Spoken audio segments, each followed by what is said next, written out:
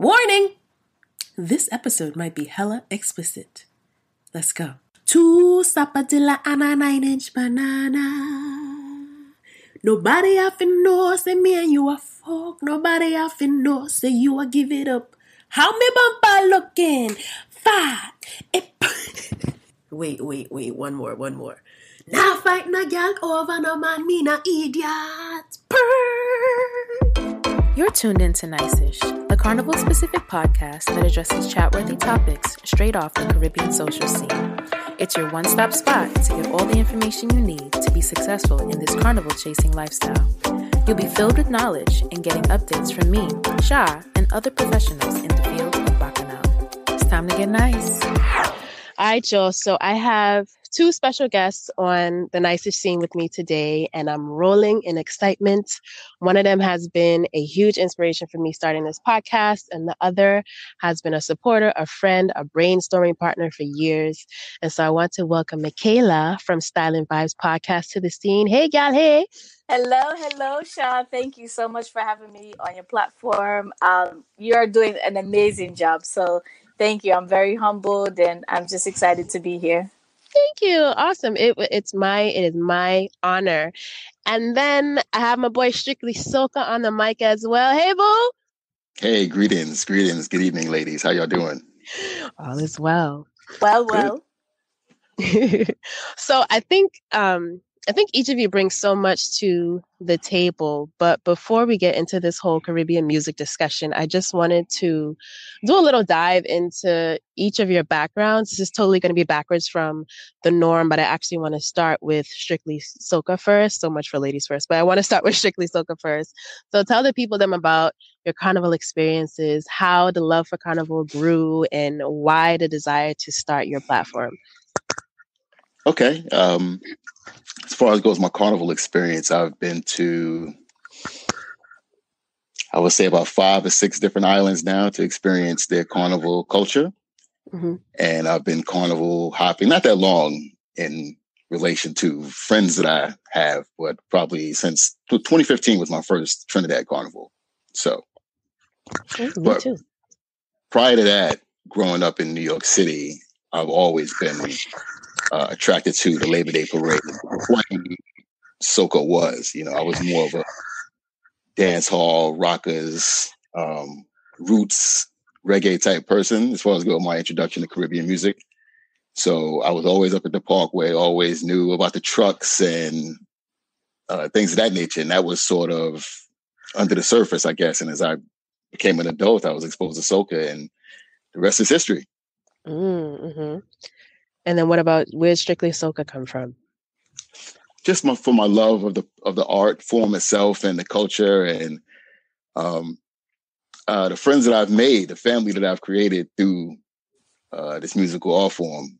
So that's where the whole thing is. I don't purport to be any type of Soca genius or know everything there is to know about Soca. It's just a musical form that I love, and I use the platform to express that love. Awesome. Okay. We got some foundation stories. I love it. So what about you, Mikelah? Tell us about your platform, your roots, your carnival experiences, et cetera, et cetera. Oh, wow. So I'm a first generation Jamaican American. My mom and dad came here when they were newlyweds. They divorced, and my mom, I always tell people, like, on Sunday, you couldn't touch the radio, you couldn't do anything, and mom's music was what was played at all times. And I think she was a dread without having dreads, because all I heard was Rasta music growing up. And of course, dancehall was, very prominent. My mom had me at a young age, so she still went out. And, I would listen to her mixtapes from like Stone Love and Renaissance and, all of those clashing, we'd watch all the DVDs of all the stage shows for like Sunsplash and all of those things. So I kind of just grew up kind of remotely growing up in the culture. Yeah. And I didn't really know how different I was until I started going to school and just interacting with other people. Like I look right next to me, and them not know what this bully beef sandwich is because, they have ham and cheese. And I'm like, what is that? And they're like, well, what is that? And so, those are kind of the other experiences that I think a lot of first gen, second gen immigrants have as a whole, but specifically Caribbean American. I grew up with a very multicultural, close-knit family and friends. So that's always been ingrained in me. And then as I got older, I wanted to work in music and entertainment. And I did an internship at VP Records. I worked at Jamrock Magazine, which is now defunct at the time, but it was like a newer magazine. And just kind of stayed in that space. And as I graduated, the journalistic space had changed. And so I started Style and Vibes, and it was really just a place to kind of house a lot of my articles that I would write, or I did college radio at the time. I would post clips there as well. And it really just grew out of that because people just wanted to see what was happening behind the scenes. So lifestyle blogging wasn't a thing. Entertainment blogging wasn't really a huge thing at the time. So it's been around. I've been around for a long time, I guess you could say. So and then the podcast just naturally grew out of, my conversations with people and connections that I still maintain to this day from people that I met back in those times, just remaining humble and connected and just wanting to make sure that I put my best foot forward when representing my people, my culture in a definitely Style and Vibes way. You know what I mean? Oh, yes. I've been listening for a while. And I'm just like, I binged like a whole season and like a whole 8-hour trip to Boston. Thank you.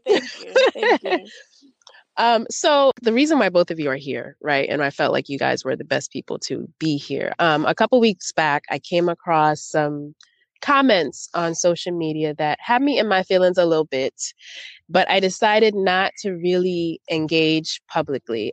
And then someone brought the topic to one of the chats I was in, and I was like, well, you know what, F it. And I just dropped a couple voice notes. You were there.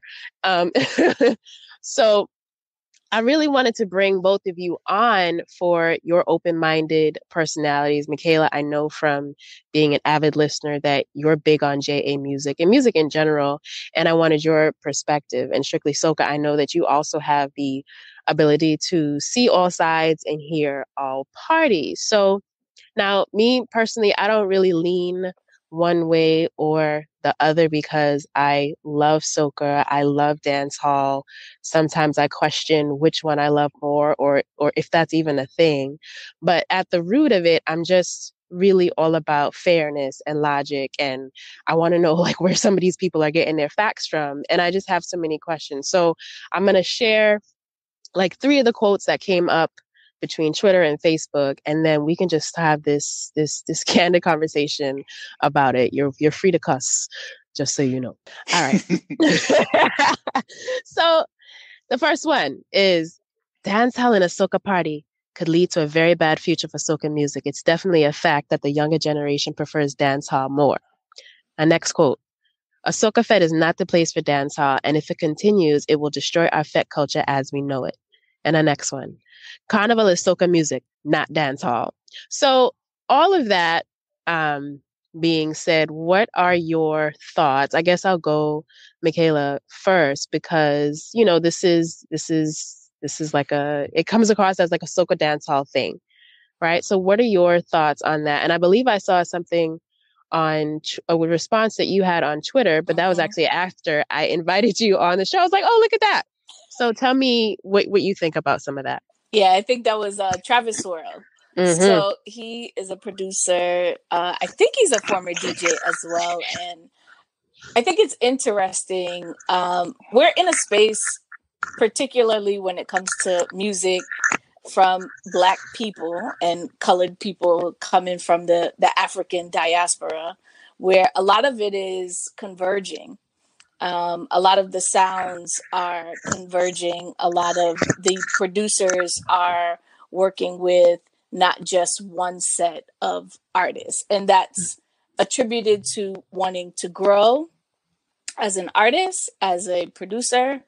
And I think additionally, the consumers are changing what they want to hear. Of course, it's going to impact culture. It's going to impact all of the things around.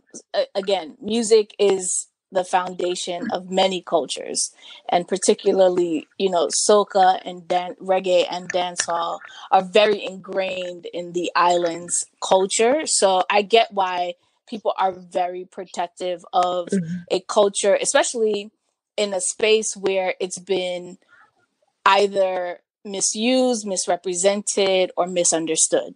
Mm-hmm. So I think that the soca defense and the soca, and even Carnival, the defense of Carnival, it really is just being played out. We have access to have these conversations. Do I believe that soca and dancehall belong together in Carnival? I think that that's just depending on the island and what the people of those particular carnivals want to hear. So I can't speak to, like, if I go to Jamaica, I don't mind hearing dancehall at a carnival experience because it's Jamaica. If I go to Trinidad, I'm not expecting to hear dancehall, but I wouldn't mind it. There's also a huge, I wouldn't say huge, but there's of, carnival music only plays within a certain time frame. So Trinidad itself isn't set up to hear it musically, their own music all year round, unless you're in a party. So I think there are some challenges there from a social construct of how the industry is set up. Because perhaps if soca was heard all year round, there wouldn't be this I don't want to hear dancehall because I hear it all year round. No, so if I'm a soca lover and I can only hear the music, and the idea of I can only hear is kind of silly because with streaming services, being able to listen online, you could listen to whatever you want all year long. It's just a matter of radio and parties being catered to a certain type of audience. So I think each there's too many players in this space. It's the promoters, it's the DJs, it's the artists, it's the industry, it's the trend of the people that really impact all of these things. So I don't think that there's one particular answer, but I do understand where it's coming from, because I would never want to step in Jamaica and don't hear reggae or dancehall. So I understand the cultural protection, but at the same time, that same trend is happening in dancehall. A few years ago, and this is very recent, you wouldn't hear soca at all in a dancehall party. But now soca is part of the early warm. And it's almost like it's not going, it's Afrobeats, it's soca, it's old school dancehall. And it's almost like that's kind of the order in certain spaces. So, I mean, it's evolving for sure. Where it's going, I'm not sure. Got you. That is such a politically correct, I love it, response. And I do agree with a lot of what you're saying. And I actually started writing down before you said it. I was like, but who's responsible though? Is it the DJ's fault? Is it the promoter's fault? Is it the artist's fault? For those things and events that the people have, because they were outraged on Twitter and Facebook. So before I even go further, Strictly Soca, what do you have to say? Well, I agree with a lot of the points that were made. There's no right or wrong answer. There's no blame or fault or anything of that nature. It's really just going to be what the crowd and the environment dictates. If I was in Jamaica, as what was said previously, I would definitely expect to hear dancehall, because Jamaica hasn't really established a big soca sound of its own yet. So if you compare that to places like Trinidad or other islands, big and small, and you sprinkle in a little dance hall, you have a lot of the purists who are up in arms because they feel that you're sort of deviating away from the purity of what Carnival is and what soca is and what a fete is. So you don't have, like I said, a right or wrong answer. Some people will say, oh, it's the DJs, they being lazy. There's plenty of soca out there that's not being played. Why would you even think about even turning any type of dance hall, either old school or new school or Afro beats or whatever? There's just too much soca out there that's not being played. So there are people who take that side. I can't say that they're right or they're wrong.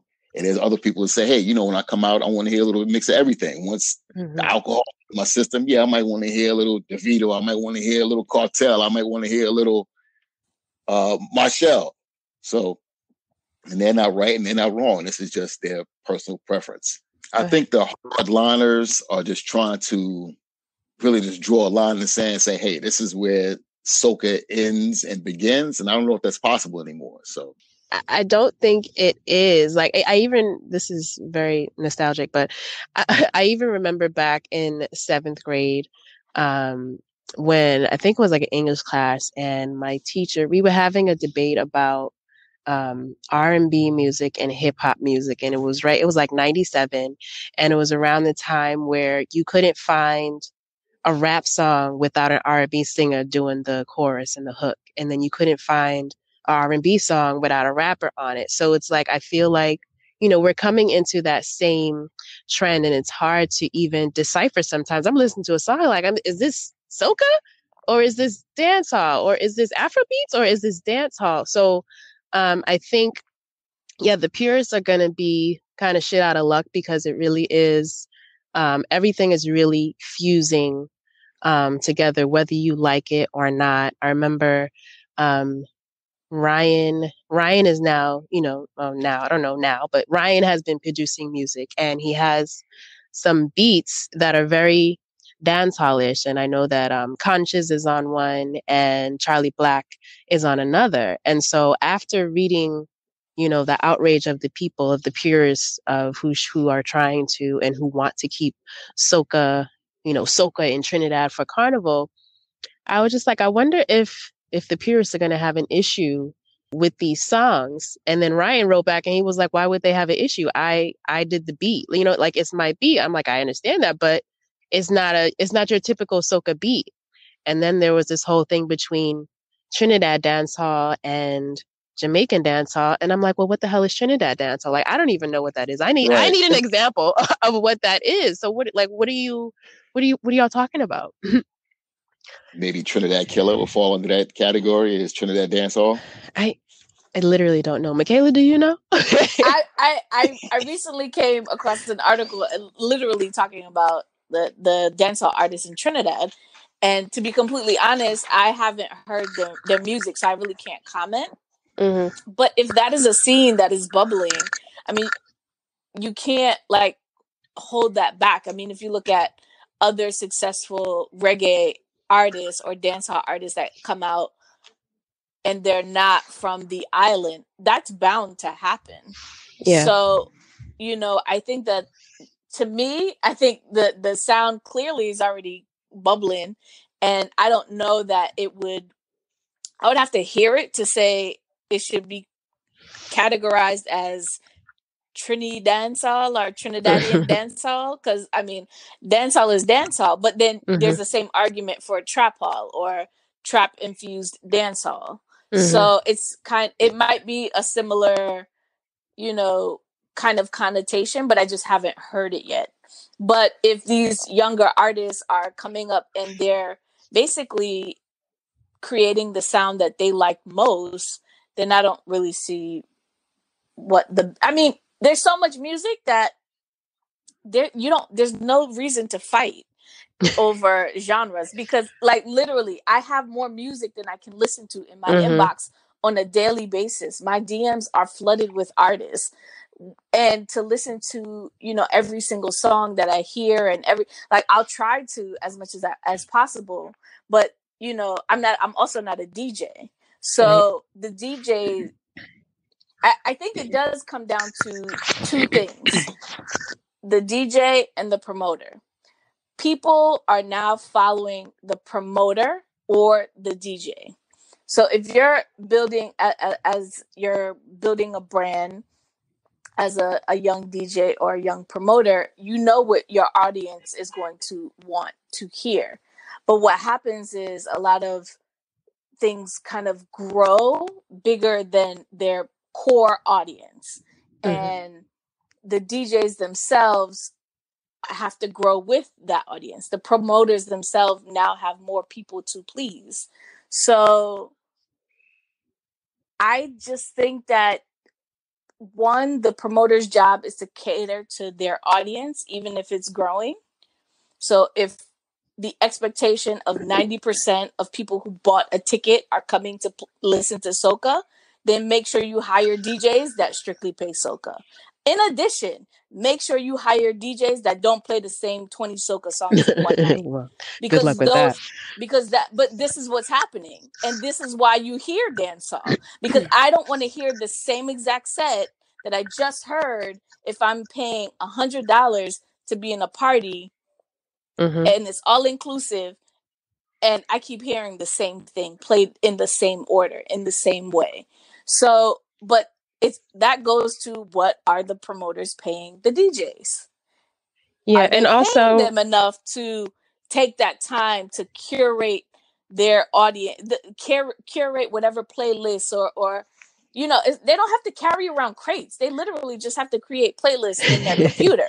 So it's like taking that time, like, look, this is my audience. This is what they want to hear. This is when you're going to go on. Knowing when you're going to go on is important, because if you're going on at the end, like, nobody before you is supposed to be playing the hottest thing. You play the early one set, make sure you play early one music. And the promoter is supposed to, in my opinion, curate that because what happens a lot is DJs get frustrated and they just want a good rise out of the audience to boost their ego.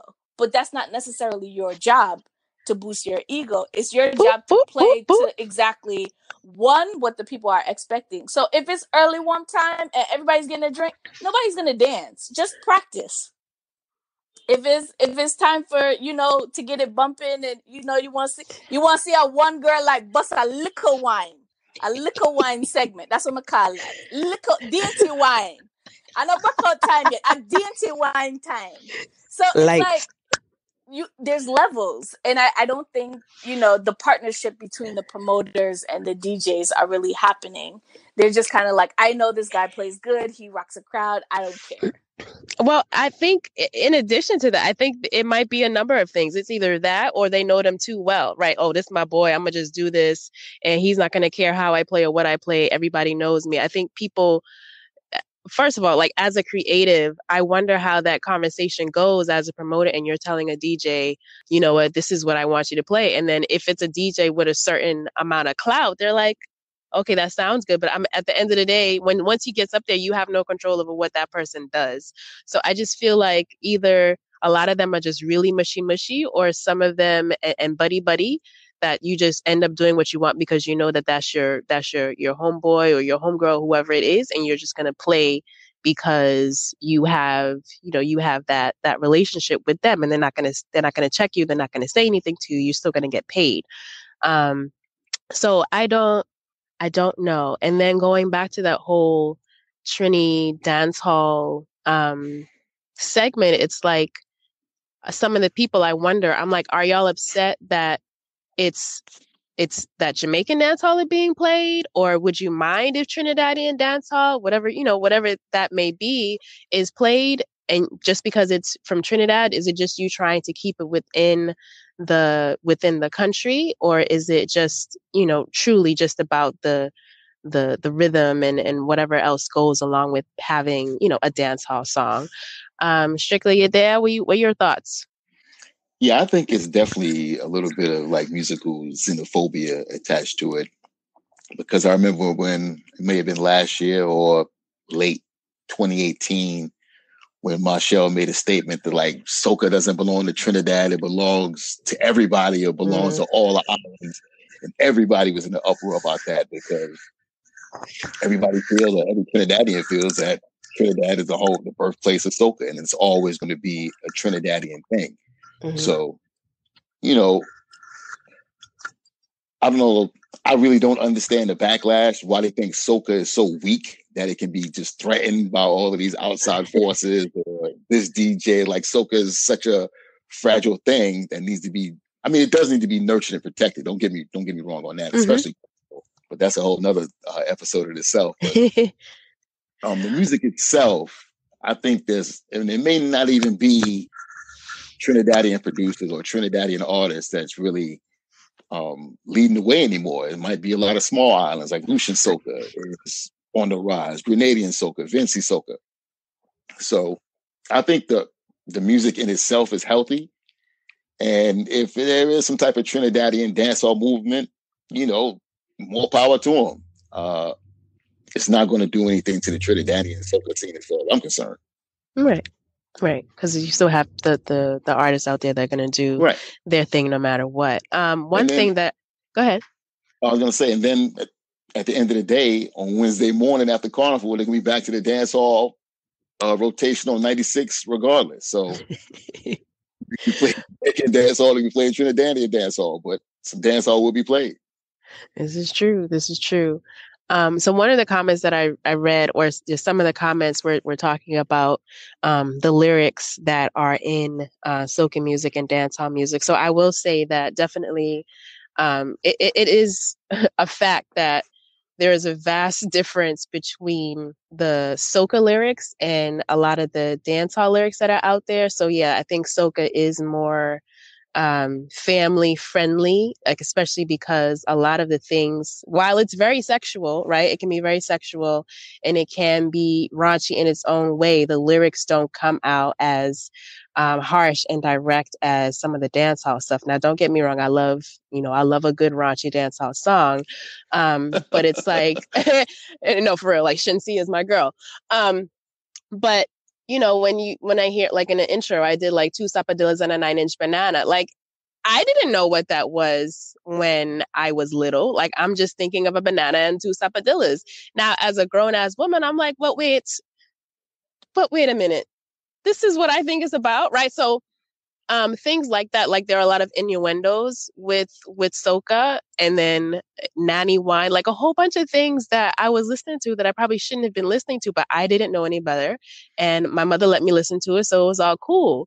But now if I play some vibes or I play some Shensia, then I see, that difference. And you can't play a lot of those things. I mean, you can, but it's probably not ideal to play them around younger children. So yeah, they won't be very family friendly, but I get where people are coming from that perspective. But to say that it's going to, ruin anything, I don't really see that happening. Yeah, I'm here. I'm trying to process what I would say as a response. Only because the music itself, yes, I agree to an extent, but I think the misconception about dancehall, I think, is that you have to be raunchy in order to have a good song. Right. So I think it's really up to the artist. A lot of artists they want to ride a certain trend, a certain wave that's happening right now. But to be honest, badness and slackness has always been in Caribbean music, period. It don't matter which island. It's just we take it a little farther. So, is it better to have the innuendos? I prefer them, yes. Especially me raising a young girl. But to be completely honest, like, she'll eventually grow up and understand what all of the lyrics, even like in hip hop and R&B, like a lot of these songs, like I can't get with even playing some of these songs in my car because I'm like, it's all a drug induced vibe. And I get that, she might only be rocking out to the melody and the beat, but the words for me, like I can't have you singing those because it's dangerous, in my opinion. That's how I'm raising my child. I don't know, everybody else I raise fit in pick name. So I think it's something that I believe will kind of turn back the other way from a trend perspective. I think soca has gotten a little bit more. I think who had a song where they were cursing in it? That was like the biggest thing, and somebody and I'm just like, oh, like it wasn't a big deal to me because we hear curse words all the time. but I think for a lot of people, and soca is seen as this party music, and I just want to feel good. I want to escape my problems, and it's kind of like you can't be real and escape at the same time lyrically. Like, I don't understand why, because initially, the music really came out of making fun of slave masters, though that's why the innuendos took place. You know what I mean? Like, soca dates back way farther than dancehall, so and reggae. So the idea of creating folk songs around, political, social issues has always been a part of soca. And then I don't know where the turn kind of happened. I'm not really a soca historian, but there was a turn where now it's all about whining, rum drinking, dancing, taking next woman and man, and you know what I mean? Like, it's not literal. Just because the song is pretty and it's vibrant doesn't mean that the lyrics aren't correct.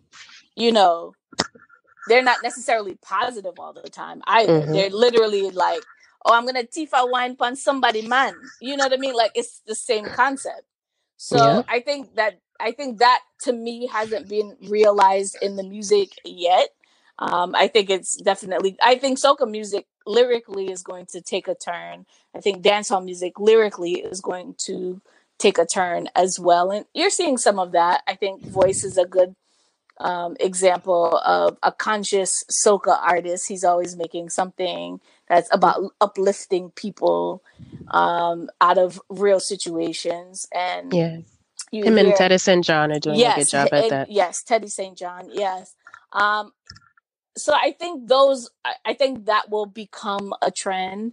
And I think that there's just too much focus on quote unquote pushing the culture forward, whatever that means, because it means something different for everybody. And the idea of soca to the world, dancehall to the world, reggae we're already in the world. It's in the world. Soca music has never been as big as it has ever been in its history, because I can literally go to a Zumba class with a PTO mom and she knows a Machel Montano song. So those are the moments that I think people are like, we have to take it further and take it further, and it has to be this type of way, and it's going to be accepted by the people in whatever form that they like it in. So it's not really up to, you can create whatever you want, you can like whatever you want, but the mass admiration that you're looking for is just going to come the way it comes. Yeah, I feel you. I think that's a whole other topic, because I actually do have a topic on that whole soca to the world thing, because it's like, okay, once soca gets to the world, then y'all get mad because of somebody else that may not be of your complexion or may not be from the Caribbean that's embracing the culture. So now you're mad, but you wanted to take it to the world, but now you don't. So it's just that, again, that's another episode. I'm gonna save that, but I'm gonna save that. I want to talk about it so bad, but I'm not. I think we need a part 2. That's what it sounds like, because we all have a lot to say around that. I'm so vexed. But I wanted to, Strictly Soca, you had mentioned something. You had talked about the Small Island tunes. And so one of the questions that came in, and we can talk about it, one of the questions that came in was, do you think Small Island music is giving Trinidad a run for their money? So example, St. Lucia, St. Vincent, St. Kitts, etc. So I'm like, personally, a Small Island tune's been hitting, but nobody wasn't paying them any mind, right? So you were only going to hear them.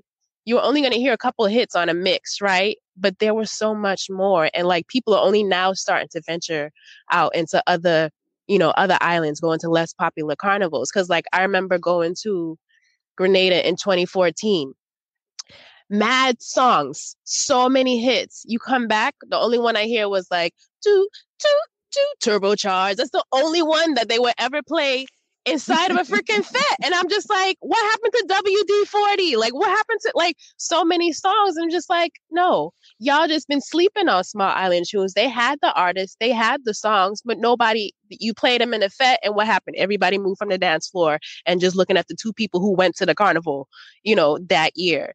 So like right now. And with you saying, go ahead. I mean to cut That's you okay. off. And with you saying that exact statement, that's why DJs say, oh, well, we're not going to play any Small Island. We're not going to go outside of our regular 20-minute rotation that Mikelah was referring to earlier, because these people don't know the songs. But then you come back at them and say, well, guess what? It's your job to educate them about the songs. You need to be coming out with mixes. You need to be coming out with your SoundCloud stuff. You know, you get the people hip to these songs, because you're the people that are actually traveling to these islands and getting the exposure. And I think they're doing a better job of that. But they are. It's increased to 8 songs from 2. But yeah. Right. But it's crazy. It's crazy. Like, I mean, I think Dennery has my heart. You know, that's currently like in first place. Beige and Bashman is not leaving my heart. Grenada, there. Like, everybody has a place at the table. Like, but you just have, y'all just need to get them out there. You know what I mean? Like, y'all just need to do, I don't even know who, it comes back to who? The promoters, the DJs, the artists. Like, I think it has to be a little bit of everybody. I think if I'm a promoter and I'm promoting a party, let's say for Valentine's Day, I'm going to have the DJs put out mixes that are going to be including these new songs so people will be familiar by the time they get to the Fed. Yeah. But a lot of people don't think in those terms. They just think of, okay, well, I'm going to sell tickets. I ain't got to tell y'all the venue yet. I ain't got to tell y'all nothing.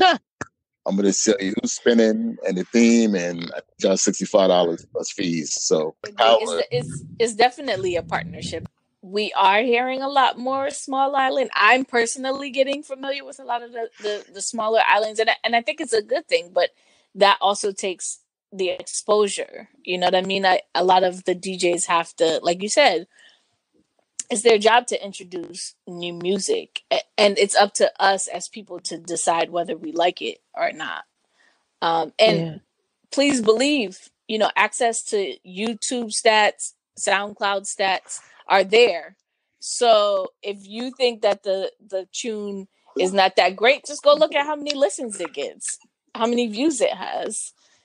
And even if it's only 5 or like, I've seen it where only a fraction of people know the one song. Once you know you see those 10 people having so much fun to that one song, you're going to go, what song is that? You're going to be, you know, Shazamming that song. What was the name of that song? And let me go find it so that the next time I'm not left out of that segment. Absolutely. Because I've seen it. I've seen people come back from Grenada, and it might be 10 people just going absolutely bananas. You know what I mean? And the next thing you know, everybody's like, yo, what's that cut? I don't know that tune. What's the name of that tune? And by the time September, Labor Day comes around, everybody's going bananas. So, and the people who were there first are tired of it already. Like, y'all late. Gotta love the music world.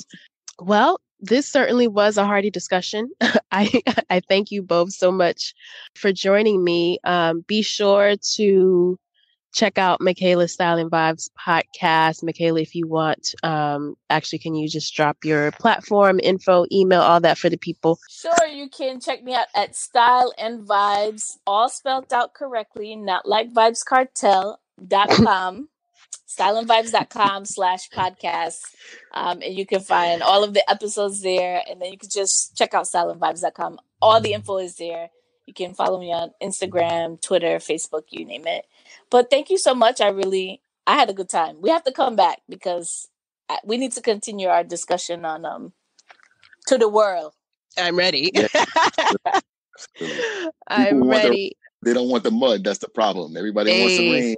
Nobody wants the mud. That is the truth. But I promise you're not going to be disappointed. Please check out her podcast. And then I need all you to stay tuned into Nice-ish, because Strictly Soca and I are going to be recording semi-live from Bacchanal Road Weekend in Trinidad in just a couple weeks. It's going to be a goodie.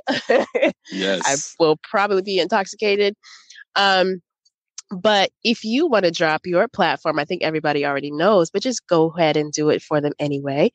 Yeah, just you can check us out at Instagram at Strictly Soca, all one phrase, and we'll see you over there.